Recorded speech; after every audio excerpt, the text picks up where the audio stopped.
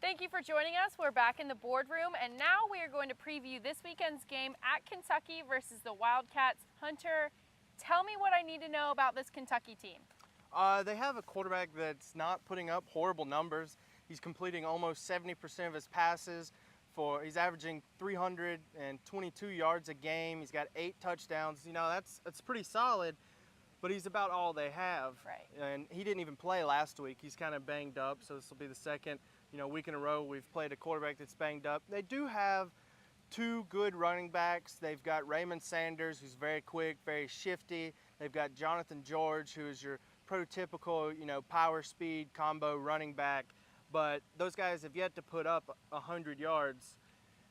Not only has neither one had a 100-yard game, but combined they haven't had a 100-yard game yet. Wow. So I'm not that worried about the running game, but the passing game I'm a little worried about. They've got a good receiving core that's, spreading it out. Max Smith is doing a great job spreading it out. It's led by 2 seniors, Lerod King and Aaron Boyd, who are splitting duties as the #1 target. And those guys, senior leadership, they've got a lot of good young freshman receivers, and these guys are, provide good leadership for that.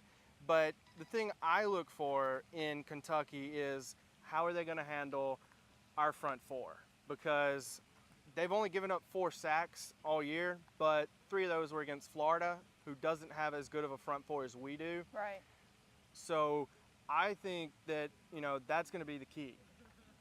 Now, one key thing, I'm sorry, before we get into that, if you were Coach Ward on the sidelines, lining up the defense to play against the Wildcats this weekend, what would your game plan be? What would you do to ensure that the Gamecocks can win this game? First of all, I'd take a picture to prove that I was there.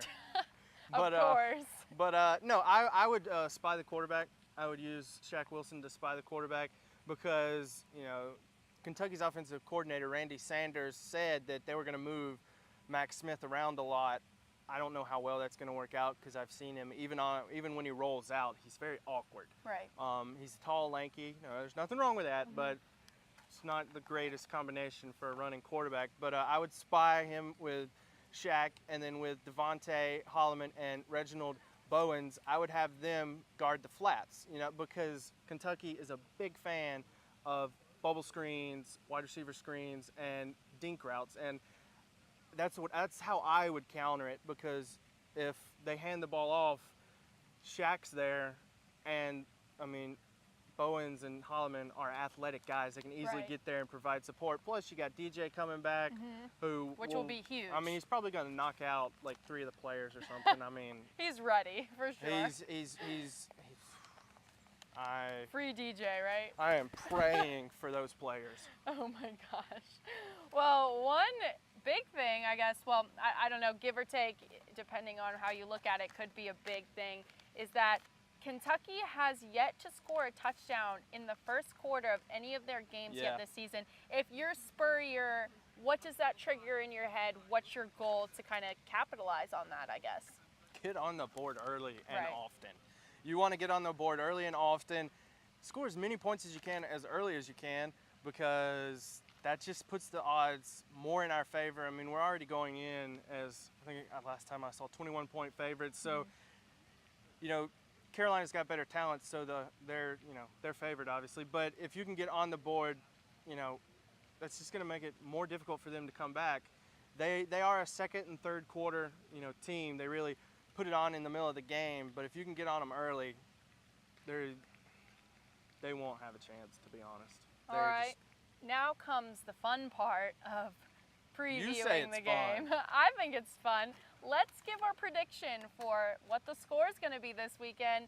Who's going to take the win, the Gamecocks or the Wildcats? What do you think, Hunter?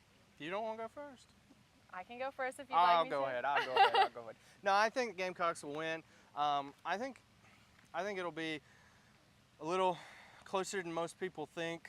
I'm going to go with 38-10. Close. But that's close. But people are expecting a blowout. True, like Florida and Kentucky last week. It's at Kentucky, and last time we were there, they beat us. Right. So never underestimate Kentucky. Yeah, I think I'm going to have to go with a little closer point spread there. I'm going to guess 35-17, around there. I think that going to Kentucky, not being a home game for the Gamecocks, is really going to be a little more difficult for them. They've been used to their past few games being at home in Williams-Brice, and Kentucky's pretty far for Gamecock fans to travel, so they definitely will not have that advantage that they have. Fun fact for you. Sure. Kentucky is one of only 2 states that are not actually states. Really? They're a Commonwealth. What is it? Other one would be Virginia. There correct? you go. There we go. Learning the new Commonwealth things on of this Kentucky. show. It's the Commonwealth Stadiums where they'll be playing. Interesting. And it's a 7 o'clock game too, so pregame beforehand. All right, well, that will do it for us. Thank you for tuning in to this episode of Capital City Sports. Make sure you join us next week where we will be analyzing and breaking down this game versus Kentucky and previewing the upcoming game versus Georgia. And to clarify, by pregame, I do not mean alcohol. I mean chips and dip. Peace. Oh my gosh. Thanks, guys. Tune in next week.